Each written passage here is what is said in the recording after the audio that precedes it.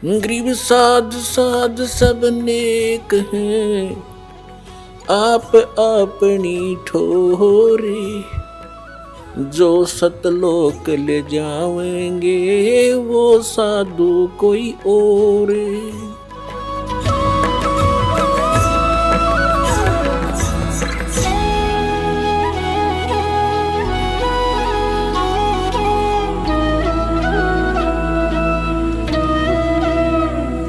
घर पे आते ही पता चला सबने कि इतना सुंदर बालक है, भगवान कदे देखा ना सुना। सारे नगर की औरतें आदमी देखना हुए, राजा तक भी आए, वहां का जो राजा था दिल्ली का वो भी देखने आया कि इतना सुंदर बालक। ये भूल भाल गए कि कौन हर कितने लाई, नो तो बता दिया कि वहां लहर तारा तालाब में मिला है कमल के फूल पे। वे परमात्मा की लीला थी, किसी के मन में दूसरी भावना नहीं आने दी। अब इसके विषय में परमात्मा की पुण्यात्मा,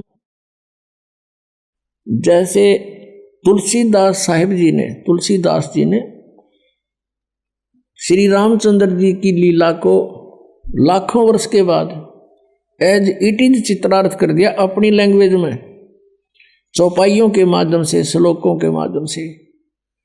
और जो ही ऐसे ही गरीबदास साहिब जी को परमात्मा मिले थे सन 1727 में, गांव छुड़ानी, जिला झज्जर, हरियाणा के अंदर। और वहाँ से उनकी आत्मा को सचखंड और ऊपर के सारी व्यवस्था, अपनी शक्ति, अपनी सामर्थ्य, अपने सतलोक में जहाँ वो मालिक रहते हैं तीसरे स्थान पर, वो सबसे परिचित करा के उनको वापस छोड़ा था और उनका ज्ञान योग खोल दिया था, उनको दिव्य दृष्टि दे दी थी। उस पिछली घटनाओं को गरीबदास साहिब जी ने वहाँ बैठे देख देख कर चलचित्र की तरह देख रहे थे और बोल रहे थे, और लिखने वाला लिख रहा था। उस वाणी को दास आपको सुनाता है। उसके अंदर कितनी प्यारा व्याख्या की है। रामानंद आनंद में काशी नगर मझारे, देश द्राविड़ छोड़ कर वो आए पूरी विचार। यानी भारतवर्ष में इस काशी शहर की बहुत महिमा है, बहुत प्राचीन महिमा है। और काशी शहर के ब्राह्मण लोग ऐसे ठग हो गए थे, दुनिया को भ्रमित करते थे, ऊत बूत की पूजाएं बताते थे, तंत्र मंत्र आधारित कर दिया था।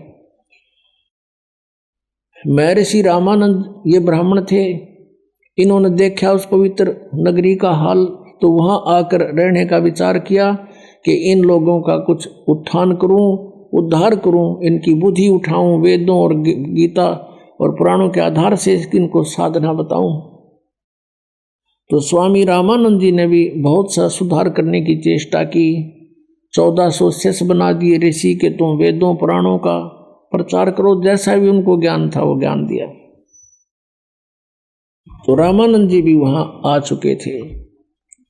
84 बंधन कटे किन्नी कल्प कबीरे, भवन चतुर्दश लोक सब ये टूटे जम जंजीर। अंत कोट ब्रह्मंड में बंदी छोड़ कहाए, सो तो एक कबीर हैं जननी जने नवाए। गरीबदास साहिब कह रहे हैं कि ये कबीर हैं जो माँ से जन्म नहीं हुआ था। अनंत कोट ब्रह्मंड में बंदी छोड़ कहाए, अनंत कोट ब्रह्मंड में केवल बंदी छोड़, बंधनों का शत्रु यानी पाप कर्मों के काटने वाला कबीर जी है। और सो तो एक कबीर है जो जननी जने नमाए, शब्द स्वरूप साहेब धनी, शब्द से अंध सब माही, बाहर भीतर रम रहा जहां तहां सब ठाई।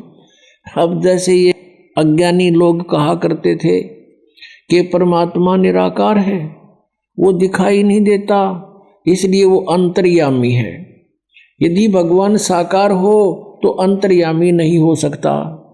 पुण्यात्माओं, आज के विज्ञान में हमने ये भी आसानी से समझ में आ जाएगा कि अंतर्यामी की परिभाषा होती है। जैसे एक्सरे की मशीन बाहर होता पूरा लठलों का, और वो अंदर की चेस्ट की सारी बातों को जान लेता है, उसकी बाहर सब कुछ जान लेता है, इसमें क्या क्या रोग है।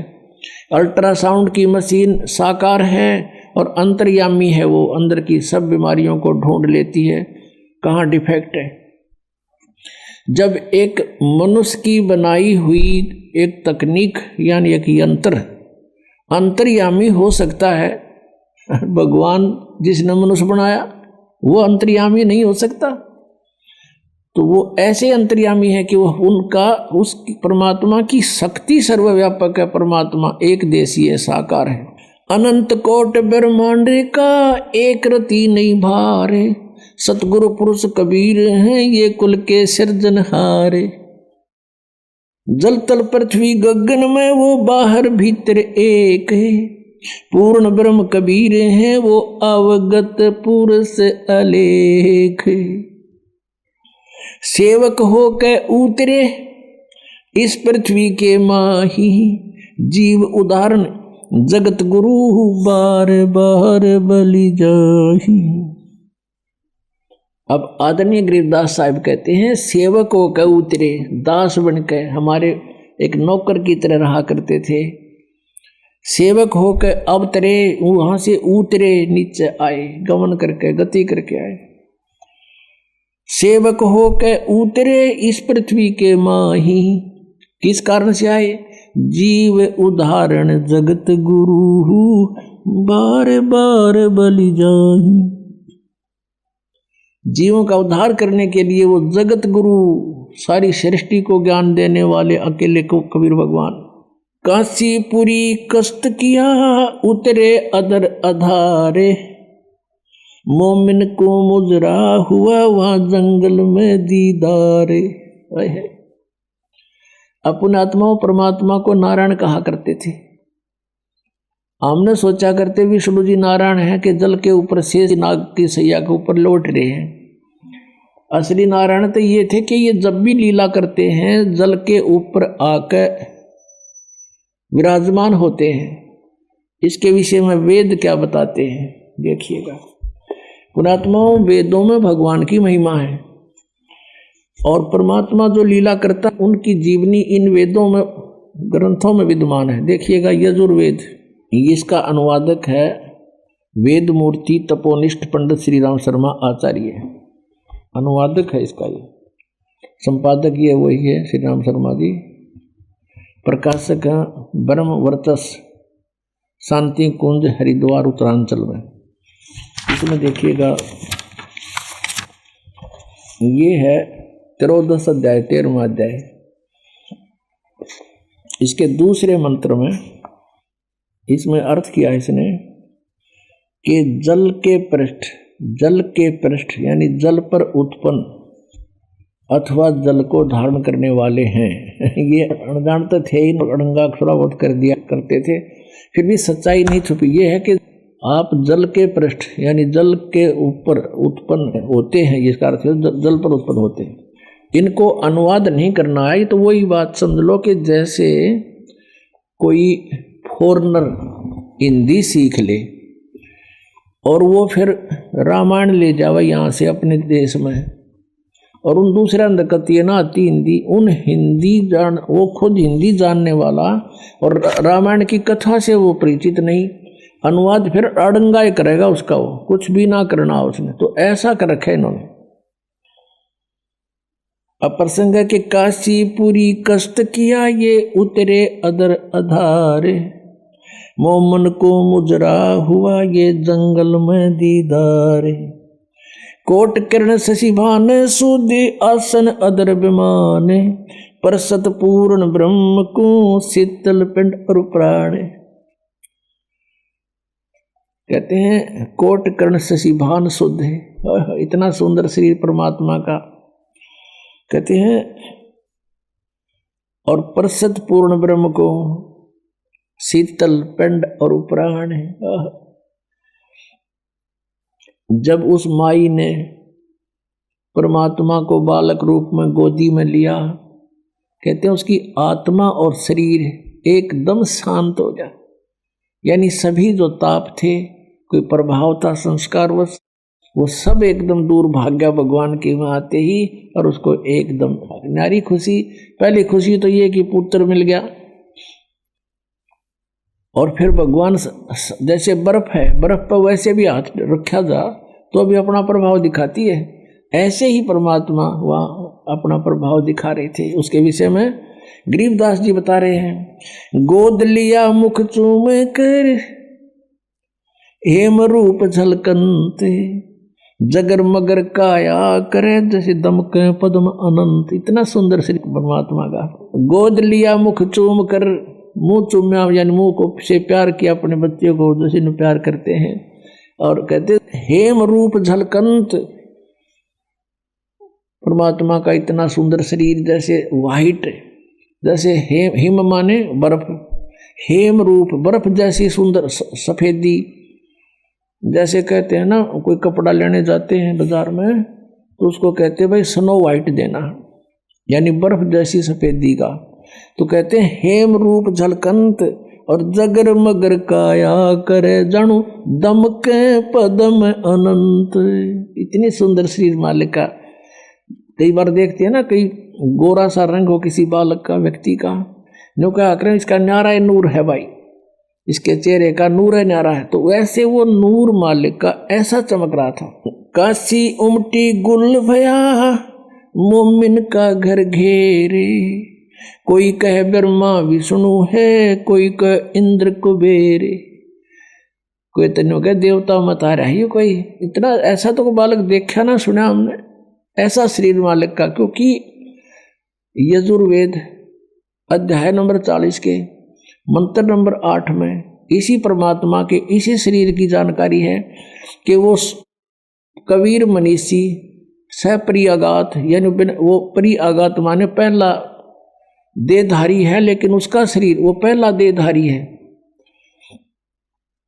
और उसका शरीर शुक्रम अकायम ऐसनाविरम स्वयंभू परिभू। उस परमात्मा का शरीर हमारे जैसे नाड़ी माता पिता के संयोग से शुक्र से बना हुआ नहीं है। उनका शरीर बिना नाड़ियों का और हमारे जैसी पांच भौतिक काया रहित है, स्वयंभू है वो। तो वो तेज पुंज का शरीर है मालिक का। उसके विषय में यहां बता रहे हैं,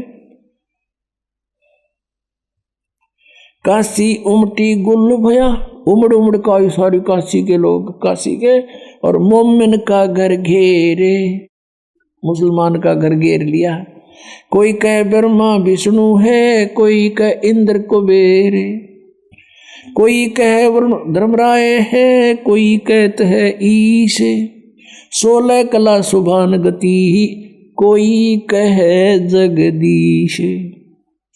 भक्ति मुक्ति ले उतरे ये मेटन तीनों तापे, मोमिन का डेरा लिया उसको कहे कबीरा बाप।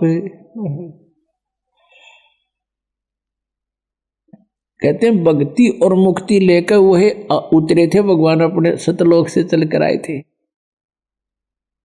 और मेटन तीनों ताप, उस मालिक की भक्ति से, उसके दिए द्वारा मंत्र से हमारे तीनों ताप नष्ट हो सकते, ना इन वेदों वर्णित विधि से नहीं हो सकते। वो 5वां वेद देने आए थे। और मोमिन का डेरा लिया कहे कबीरा बाप। एक मुसलमान के घर जन्म डेरा ला लिया, वहां आकर विराजमान हो गए, रण लागे, और फिर उसको बाप कहे, उस नीरू को पिताजी, बाबू, बापू, जो भी भाषा थी।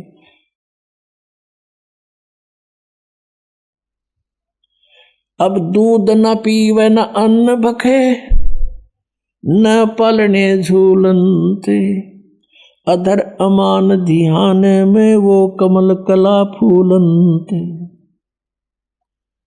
अब देखो परमात्मा की लीला, पुण्यात्मा 600 वर्ष पहले लीला की थी भगवान कबीर परमेश्वर ने।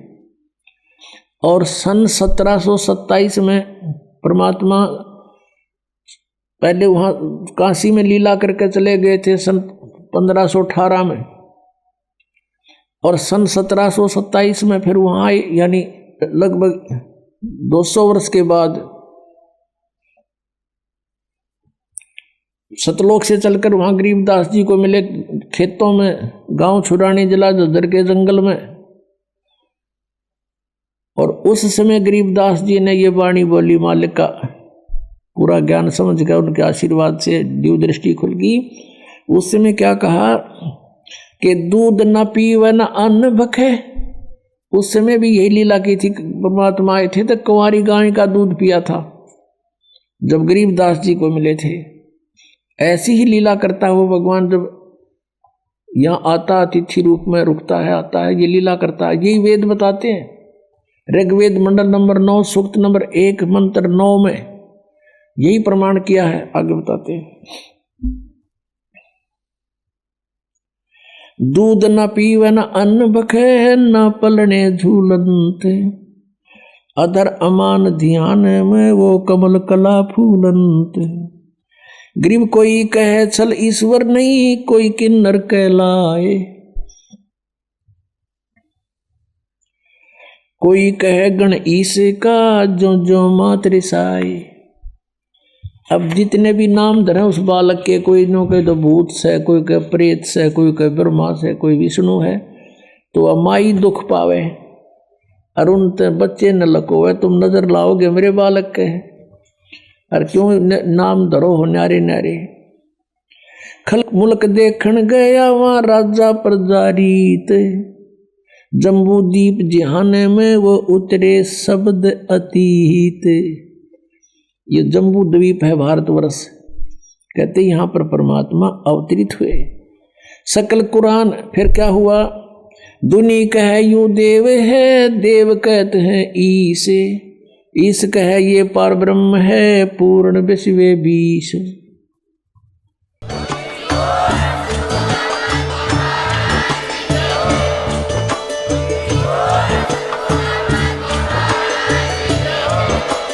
आप सुन रहे थे जगत गुरु तत्वदर्शी संत रामपाल जी महाराज जी के मंगल प्रवचन। अधिक जानकारी के लिए विजिट कीजिए हमारी वेबसाइट www.jagatgururampalji.org। संत रामपाल जी महाराज जी के शुभ आशीर्वाद से पूरे विश्व भर में 500 से भी ज्यादा नाम दीक्षा केंद्र हैं, जिन पर संत रामपाल जी महाराज जी द्वारा ऑनलाइन निशुल्क नाम दीक्षा दी जा रही है। अपने नजदीकी नाम दीक्षा केंद्र का पता करने के लिए संपर्क करें 8222880541।